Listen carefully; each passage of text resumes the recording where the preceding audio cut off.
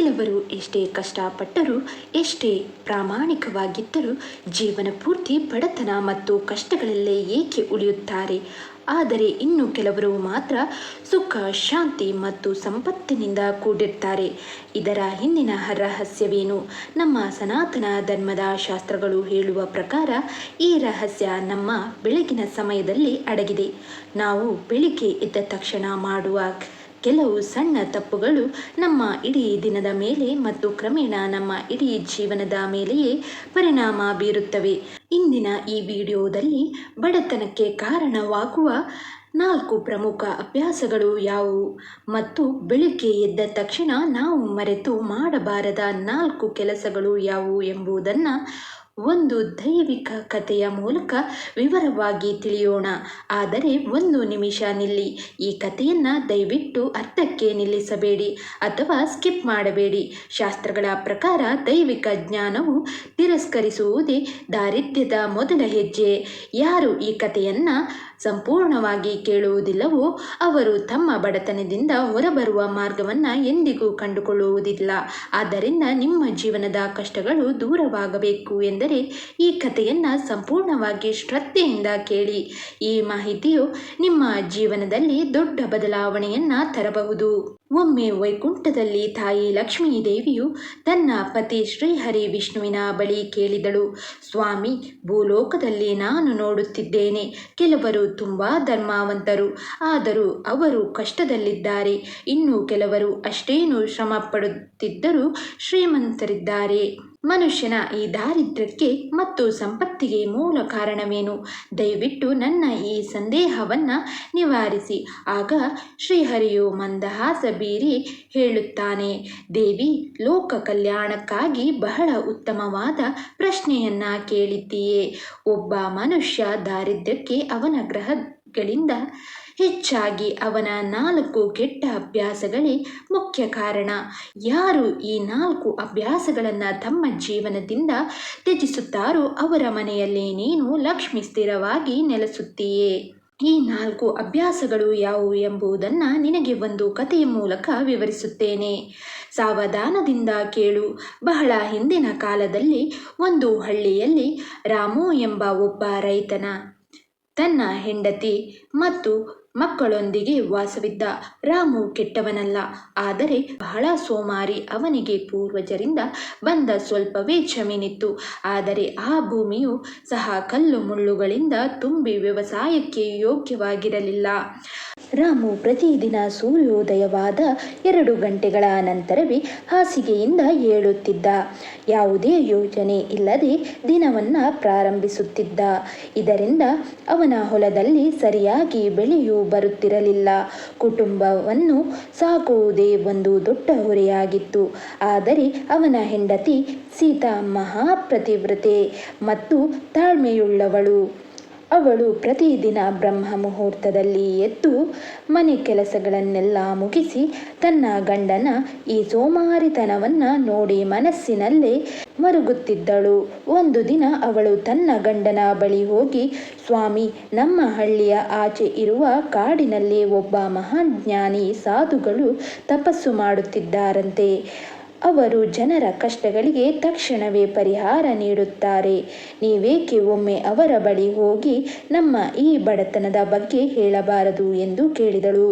ರಾಮು ಮೊದಲು ಅದೆಲ್ಲ ಸುಳ್ಳು, ಸಾಧುಗಳಿಂದ ಏನೂ ಆಗುವುದಿಲ್ಲ ಎಂದು ನಿರಾಕರಿಸಿದನು. ಆದರೆ ಹೆಂಡತಿಯ ನಿರಂತರ ಒತ್ತಾಯಕ್ಕೆ ಮಣಿದು ಮರುದಿನ ಆ ಸಾಧುಗಳ ಆಶ್ರಮಕ್ಕೆ ಹೋದನು. ಸಾಧುಗಳು ತಪಸ್ಸಿನಲ್ಲಿ ಮಗ್ನರಾಗಿದ್ದರು. ರಾಮು ಅವರ ಕಣ್ಣು ಬಿಡುವವರೆಗೆ ಕಾದಿದ್ದು ನಂತರ ಅವರ ಪಾದಗಳಿಗೆ ನಮಸ್ಕರಿಸಿ ತನ್ನ ಜೀವನದ ಎಲ್ಲ ಕಷ್ಟಗಳನ್ನು, ತನ್ನ ಬಡತನದ ಕಥೆಯನ್ನು ಕಣ್ಣೀರಿನೊಂದಿಗೆ ಹೇಳಿಕೊಂಡನು. ಎಲ್ಲವನ್ನ ಶಾಂತವಾಗಿ ಕೇಳಿದ ಆ ಸಾಧುಗಳು ನಗುತ್ತಾ ಹೇಳಿದರು, ಮಗು, ನಿನ್ನ ಬಡತನ ಇರುವುದು ನಿನ್ನ ಜಮೀನಿನಲ್ಲಿ ಅಲ್ಲ, ಅದು ಇರುವುದು ನಿನ್ನ ಅಭ್ಯಾಸಗಳಲ್ಲಿ. ನಿನ್ನ ಈ ದಾರಿದ್ರ್ಯಕ್ಕೆ 4 ಮುಖ್ಯ ಕಾರಣಗಳಿವೆ. ಆ 4 ಅಭ್ಯಾಸಗಳನ್ನು ನೀನು ಹಿಂದೆ ಬಿಡುವುದಾದರೆ ನಿನ್ನ ಬಡತನ ನಿವಾರಣೆಯಾಗುತ್ತೆ. ನಾನು ಹೇಳುತ್ತೇನೆ, ಪಾಲಿಸುವೆಯಾ ಎಂದು ಕೇಳಿದರು. ರಾಮು ತಕ್ಷಣ ಒಪ್ಪಿಕೊಂಡನು. ಆಗ ಸಾಧುಗಳು ಹೇಳಲು ಪ್ರಾರಂಭಿಸಿದರು. ಮೊದಲನೆಯದು ಸೋಮಾರಿತನ ಮತ್ತು ತಡವಾಗಿ ಏಳುವುದು. ಮಗು, ಯಶಸ್ಸಿನ ಮೊದಲನೇ ಹೆಜ್ಜೆಯೇ ಸೂರ್ಯೋದಯಕ್ಕೆ ಮುಂಚೆ ಏಳುವುದು. ಯಾವ ಮನುಷ್ಯನು ಸೂರ್ಯೋದಯದ ನಂತರವೂ ಹಾಸಿಗೆಯ ಮೇಲೆ ಮಲಗಿರುತ್ತಾನೋ ಅವನ ಮನೆಯಲ್ಲಿ ತಾಯಿ ಲಕ್ಷ್ಮಿ ಎಂದಿಗೂ ನೆಲೆಸುವುದಿಲ್ಲ. ಸೋಮಾರಿತನವೇ ಬಡತನದ ಮುಖ್ಯ ದ್ವಾರ. ನೀನು ನಾಳೆಯಿಂದಲೇ ಸೂರ್ಯೋದಯಕ್ಕಿಂತ ಮುಂಚೆ ಎದ್ದು ನಿನ್ನ ದಿನವನ್ನು ಪ್ರಾರಂಭಿಸು. ಎರಡನೆಯದು ನಕಾರಾತ್ಮಕ ಆಲೋಚನೆ. ನೀನು ಬೆಳಿಗ್ಗೆ ಎದ್ದ ತಕ್ಷಣ ಅಯ್ಯೋ ಇಂದು ಮಳೆ ಇಲ್ಲ, ನನ್ನ ಬೆಳೆ ಹಾಳಾಗುತ್ತದೆ, ಈ ಕೆಲಸ ನನ್ನಿಂದ ಆಗುವುದಿಲ್ಲ ಎಂದು ಯೋಚಿಸುತ್ತೀಯ. ದಿನದ ಪ್ರಾರಂಭದಲ್ಲಿಯೇ ಇಂತಹ ನಕಾರಾತ್ಮಕ ಆಲೋಚನೆಗಳನ್ನು ಮನಸ್ಸಿನಲ್ಲಿ ತುಂಬಿಕೊಂಡರೆ ನಿನ್ನ ಇಡೀ ದಿನವೂ ನಕಾರಾತ್ಮಕವಾಗಿಯೇ ಇರುತ್ತದೆ. ಮನಸ್ಸು ಋಣಾತ್ಮಕ ಶಕ್ತಿಯನ್ನು ಆಕರ್ಷಿಸುತ್ತದೆ. ಬದಲಿಗೆ ಎದ್ದ ತಕ್ಷಣ ಇಂದು ಎಲ್ಲವೂ ಒಳ್ಳೆಯದಾಗುತ್ತೆ, ಆ ದೇವರು ನನ್ನೊಂದಿಗಿದ್ದಾನೆ ಎಂದು ಸಕಾರಾತ್ಮಕವಾಗಿ ಯೋಚಿಸಿ. ಮೂರನೆಯದು ಶಿಸ್ತು ಇಲ್ಲದಿರುವುದು. ನಿನ್ನ ಜೀವನದಲ್ಲಿ ಯಾವುದೇ ಶಿಸ್ತು ಇಲ್ಲ. ಯಾವ ಕೆಲಸವನ್ನು ಯಾವಾಗ ಮಾಡಬೇಕು, ಹೇಗೆ ಮಾಡಬೇಕು ಎಂಬ ಯಾವ ಯೋಚನೆಯೂ ನಿನ್ನ ಬಳಿ ಇಲ್ಲ. ಶಿಸ್ತು ಇಲ್ಲ. ಮನುಷ್ಯ ದಡವಿಲ್ಲದ ನದಿಯಲ್ಲಿರುವ ದೋಣಿಯಂತೆ. ಅವನು ಎಷ್ಟೇ ಪ್ರಯತ್ನ ಪಟ್ಟರೂ ಎಂದಿಗೂ ಗುರಿ ತಲುಪಲು ಸಾಧ್ಯವಿಲ್ಲ. ನಿನ್ನ ದಿನವನ್ನು ಮೊದಲೇ ಯೋಚಿಸಿಕೋ. ನಾಲ್ಕನೆಯದು ಸ್ಥಿರತೆ ಇಲ್ಲದಿರುವುದು. ಇದರ ಅರ್ಥ ಒಂದು ಕೆಲಸವನ್ನು ಪೂರ್ಣಗೊಳಿಸದೆ ಇನ್ನೊಂದು ಕೆಲಸಕ್ಕೆ ಕೈ ಹಾಕುವುದು. ನೀನು ಹೊಲದಲ್ಲಿ ಒಂದು ಬೀಜವನ್ನು ನೆಡುತ್ತೀಯ, ಅದು ಮೊಳಕೆಯೊಡೆಯುವುದು ಮುನ್ನವೇ ತಾಳ್ಮೆ ಕಳೆದುಕೊಂಡು ಇನ್ನೊಂದು ಜಾಗದಲ್ಲಿ ಮತ್ತೊಂದು ಬೀಜವನ್ನು ನೆಡುತ್ತೀಯ. ಹಳೆಯದನ್ನು ಪಾಲನೆ ಮಾಡುವುದನ್ನು ಮರೆಯುತ್ತೀಯ. ಹೀಗೆ ಮಾಡಿದರೆ ಯಾವ ಕೆಲಸವೂ ಪೂರ್ಣಗೊಳ್ಳುವುದಿಲ್ಲ, ಯಾವ ಫಲವೂ ನಿನಗೆ ಸಿಗುವುದಿಲ್ಲ. ಯಾವುದೇ ಕೆಲಸವನ್ನು ಪ್ರಾರಂಭಿಸಿದರೂ ಅದನ್ನು ಸ್ಥಿರತೆಯಿಂದ ತಾಳ್ಮೆಯಿಂದ ಪೂರ್ಣಗೊಳಿಸು. ಸಾಧುಗಳ ಈ 4 ಮಾತುಗಳು ರಾಮನ ಕಣ್ಣು ತೆರೆಸಿದವು. ಅವನಿಗೆ ತನ್ನ ತಪ್ಪುಗಳ ಅರಿವಾಯಿತು. ಅವನು ಸಾಧುಗಳಿಗೆ ವಂದಿಸಿ ಅಂದಿನಿಂದಲೇ ತನ್ನ ಜೀವನವನ್ನು ಬದಲಾಯಿಸಿಕೊಂಡನು. ಪ್ರತಿದಿನ ಸೂರ್ಯೋದಯಕ್ಕೆ ಮುಂಚೆ ಏಳಲು, ತನ್ನ ಜಮೀನನ್ನು ಶ್ರದ್ಧೆಯಿಂದ ಶಿಸ್ತಿನಿಂದ ಹದ ಮಾಡಲು ಮತ್ತು ಯಾವಾಗಲೂ ಸಕಾರಾತ್ಮಕವಾಗಿ ಯೋಚಿಸಲು ಪ್ರಾರಂಭಿಸಿದನು. ಕೆಲವೇ ವರ್ಷಗಳಲ್ಲಿ ಅವನ ಕಲ್ಲು ಮುಳ್ಳಿನ ಜಮೀನು ಹಚ್ಚ ಹಸಿರಿನಿಂದ ಕಂಗೊಳಿಸಿತು. ಅವನ ಬಡತನ ಸಂಪೂರ್ಣವಾಗಿ ದೂರವಾಗಿ ಅವನು ತನ್ನ ಕುಟುಂಬದೊಂದಿಗೆ ಸಂತೋಷದ ಮತ್ತು ನೆಮ್ಮದಿಯ ಜೀವನವನ್ನು ನಡೆಸತೊಡಗಿದನು. ಶ್ರೀಹರಿಯ ಕಥೆಯನ್ನು ಮುಗಿಸಿ ಲಕ್ಷ್ಮೀದೇವಿಗೆ ಹೇಳಿದನು, ನೋಡಿದೆಯಾ ದೇವಿ, ಆ 4 ಕೆಟ್ಟ ಅಭ್ಯಾಸಗಳನ್ನು ಬಿಟ್ಟ ತಕ್ಷಣ ಆ ರೈತನ ಜೀವನ ಹೇಗೆ ಬದಲಾಯಿತು. ಇದೇ ಮನುಷ್ಯನ ಬಡತನ ಮತ್ತು ಸಂಪತ್ತಿನ ರಹಸ್ಯ. ಸ್ನೇಹಿತರೆ, ಶ್ರೀಹರಿ ಹೇಳಿದ ಈ ಕಥೆಯು ಬಡತನಕ್ಕೆ ಕಾರಣವಾಗುವ ನಮ್ಮ ಅಭ್ಯಾಸಗಳ ಬಗ್ಗೆ ತಿಳಿಸಿತು. ಆದರೆ ನಮ್ಮ ವಾಸ್ತುಶಾಸ್ತ್ರ ಮತ್ತು ಹಿರಿಯರ ಅನುಭವ ಪ್ರಕಾರ ಬೆಳಿಗ್ಗೆ ಎದ್ದ ತಕ್ಷಣ ನಾವು ನೋಡಬಾರದ ಕೆಲವು ವಸ್ತುಗಳು ಮತ್ತು ಮಾಡಬಾರದ ಕೆಲವು ಕೆಲಸಗಳು ಇವೆ. ಇವುಗಳನ್ನು ಮಾಡುವುದರಿಂದ ನಮ್ಮ ದಿನದ ಮೇಲೆ ತಕ್ಷಣವೇ ನಕಾರಾತ್ಮಕ ಪರಿಣಾಮ ಬೀರುತ್ತದೆ. ಆ 4 ಪ್ರಮುಖ ಕೆಲಸಗಳು ಯಾವುವು ಎಂದು ಈಗ ನೋಡೋಣ. ಬೆಳಿಗ್ಗೆ ನಿದ್ರೆಯಿಂದ ಎದ್ದ ತಕ್ಷಣ ಎಂದಿಗೂ ಕನ್ನಡಿಯಲ್ಲಿ ನಿಮ್ಮ ಮುಖವನ್ನು ನೋಡಬೇಡಿ. ಶಾಸ್ತ್ರಗಳ ಪ್ರಕಾರ ನಾವು ನಿದ್ರೆಯಿಂದ ಎದ್ದಾಗ ನಮ್ಮ ದೇಹದಲ್ಲಿ ತಾಮಸಿಕ ಮತ್ತು ನಕಾರಾತ್ಮಕ ಶಕ್ತಿಗಳು ತುಂಬಿರುತ್ತವೆ. ನಮ್ಮ ಮುಖದ ಮೇಲೆ ಆಯಾಸ ಮತ್ತು ಜಡತ್ವ ಇರುತ್ತದೆ. ಕನ್ನಡಿಯಲ್ಲಿ ಅದೇ ಮುಖವನ್ನು ನೋಡುವುದರಿಂದ ಆ ನಕಾರಾತ್ಮಕ ಶಕ್ತಿಯೇ ನಮ್ಮೊಳಗೆ ಮತ್ತೆ ಪ್ರವೇಶಿಸುತ್ತದೆ. ಬದಲಿಗೆ ಎದ್ದ ತಕ್ಷಣ ನಿಮ್ಮ 2 ಅಂಗೈಗಳನ್ನು ಜೋಡಿಸಿ ಕರಾಗ್ರೇ ವಸತೆ ಲಕ್ಷ್ಮಿ ಎಂಬ ಶ್ಲೋಕವನ್ನು ಹೇಳುತ್ತಾ ಅಂಗೈಯನ್ನು ನೋಡಿ ಅಥವಾ ನಿಮ್ಮ ಇಷ್ಟದೇವರ ಫೋಟೋವನ್ನು ನೋಡಿ ರಾತ್ರಿ ಊಟದ ನಂತರ ಅಡುಗೆ ಮನೆಯ ಸಿಂಕ್ನಲ್ಲಿ ತೊಳೆಯದ ಕೊಳಕು ಪಾತ್ರೆಗಳನ್ನು ಎಂದಿಗೂ ಬಿಡಬೇಡಿ. ಅಡುಗೆ ಮನೆಯಲ್ಲಿ ತಾಯಿ ಅನ್ನಪೂರ್ಣೇಶ್ವರಿ ಮತ್ತು ಲಕ್ಷ್ಮೀದೇವಿ ನೆಲೆಸಿರುತ್ತಾರೆ. ರಾತ್ರಿ ಪೂರ್ತಿ ಕೊಳಕು ಪಾತ್ರೆಯನ್ನು ಇಡುವುದರಿಂದ ಮನೆಯಲ್ಲಿ ದಾರಿದ್ರ್ಯ ಮತ್ತು ನಕಾರಾತ್ಮಕ ಶಕ್ತಿ ಹೆಚ್ಚುತ್ತದೆ. ಬೆಳಿಗ್ಗೆ ಎದ್ದ ತಕ್ಷಣ ಆ ಕೊಳಕು ಪಾತ್ರೆಗಳನ್ನು ನೋಡುವುದರಿಂದ ನಮ್ಮ ದಿನವು ಅಶುಭದಿಂದ ಪ್ರಾರಂಭವಾಗುತ್ತೆ. ಬೆಳಿಗ್ಗೆ ಎದ್ದ ತಕ್ಷಣ ನಿಮ್ಮ ಸ್ವಂತ ನೆರಳನ್ನು ಅಥವಾ ಬೇರೆಯವರ ನೆರಳನ್ನು ನೋಡಬಾರದು. ವಿಶೇಷವಾಗಿ ಪಶ್ಚಿಮ ದಿಕ್ಕಿನಲ್ಲಿ ಬೀಳುವ ನೆರಳನ್ನು ನೋಡುವುದು ರಾಹುವಿನ ಪ್ರಭಾವವನ್ನು ಹೆಚ್ಚಿಸುತ್ತದೆ ಎಂದು ಹೇಳಲಾಗುತ್ತೆ. ಇದು ನಮ್ಮ ವಯಸ್ಸಿನಲ್ಲಿ ಅನಾವಶ್ಯಕ ಭಯ, ಗೊಂದಲ ಮತ್ತು ಉದ್ವೇಗವನ್ನು ಸೃಷ್ಟಿಸುತ್ತದೆ. ಸೂರ್ಯನ ಬೆಳಕನ್ನು ನೋಡಿ, ಆದರೆ ನಿಮ್ಮ ನೆರಳನ್ನಲ್ಲ. ಬೆಳಿಗ್ಗೆ ಎದ್ದ ತಕ್ಷಣ ಯಾವುದೇ ಕ್ರೂರ ಅಥವಾ ಹಿಂಸಾತ್ಮಕ ಪ್ರಾಣಿಗಳ ಚಿತ್ರಗಳನ್ನು ನೋಡಬೇಡಿ. ಉದಾಹರಣೆಗೆ, ಬೇಟೆಯಾಡುತ್ತಿರುವ ಹುಲಿ, ಸಿಂಹ ಅಥವಾ ಪರಸ್ಪರ ಜಗಳವಾಡುತ್ತಿರುವ ಪ್ರಾಣಿಗಳ ಫೋಟೋಗಳು. ಅದೇ ರೀತಿ ಎದ್ದ ತಕ್ಷಣ ಮನೆಯಲ್ಲಿ ಜಗಳವಾಡುವುದು ಅಥವಾ ಟಿವಿಯಲ್ಲಿ ಜಗಳ, ಹಿಂಸೆ ದೃಶ್ಯಗಳನ್ನು ನೋಡಬೇಡಿ. ಇವುಗಳನ್ನು ನೋಡುವುದರಿಂದ ನಮ್ಮ ದಿನವಿಡೀ ಮನಸ್ಸಿನಲ್ಲಿ ಕೋಪ, ವಿವಾದ, ಸಂಬಂಧಗಳಲ್ಲಿ ಬಿರುಕು ಉಂಟಾಗುತ್ತೆ.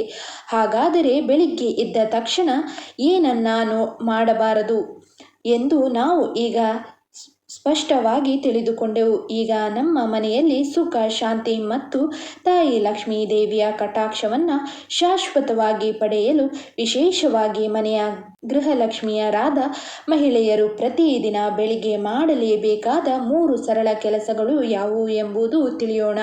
ಈ ಆಧುನಿಕ ಬಿಡುವಿಲ್ಲದ ಜೀವನದಲ್ಲಿಯೂ ಈ 3 ಸುಲಭವಾಗಿ ಪಾಲಿಸಬಹುದು. 1. ಮುಖ್ಯ ದ್ವಾರದ ಸ್ವಚ್ಛತೆ ಮತ್ತು ರಂಗೋಲಿ.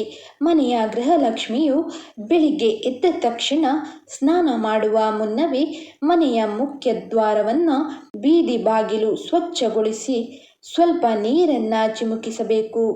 ನಂತರ ಅಕ್ಕಿ ಹಿಟ್ಟಿನಿಂದ ಒಂದು ಚಿಕ್ಕದಾದ ಸುಂದರವಾದ ರಂಗೋಲಿಯನ್ನು ಬಾಗಿಲ ಮುಂದೆ ಹಾಕಬೇಕು.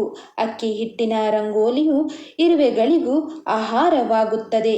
ಇದರಿಂದ ಜೀವದಾನ ಮಾಡಿದ ಪುಣ್ಯವು ಸಿಗುತ್ತದೆ. ಹೀಗೆ ಮಾಡುವುದರಿಂದ ಮನೆಯೊಳಗೆ ಸಕಾರಾತ್ಮಕ ಶಕ್ತಿಯನ್ನು ಮತ್ತು ತಾಯಿ ಲಕ್ಷ್ಮಿಯನ್ನು ಆಹ್ವಾನಿಸಿದಂತೆ ಆಗುತ್ತೆ. 2ನೇದಾಗಿ, ಅಡುಗೆ ಮನೆಗೆ ಹೋದ ನಂತರ ದಿನದ ಮೊದಲ ಟೀ, ಕಾಫಿ ಅಥವಾ ಅಡುಗೆ ಮಾಡುವ ಮೊದಲು ಗ್ಯಾಸ್ ಸ್ಟವ್ಗೆ ಒಂದು ನಮಸ್ಕಾರ ಮಾಡಿ. ಅಗ್ನಿದೇವನು ನಮ್ಮೆಲ್ಲರ ಸಾಕ್ಷಿ.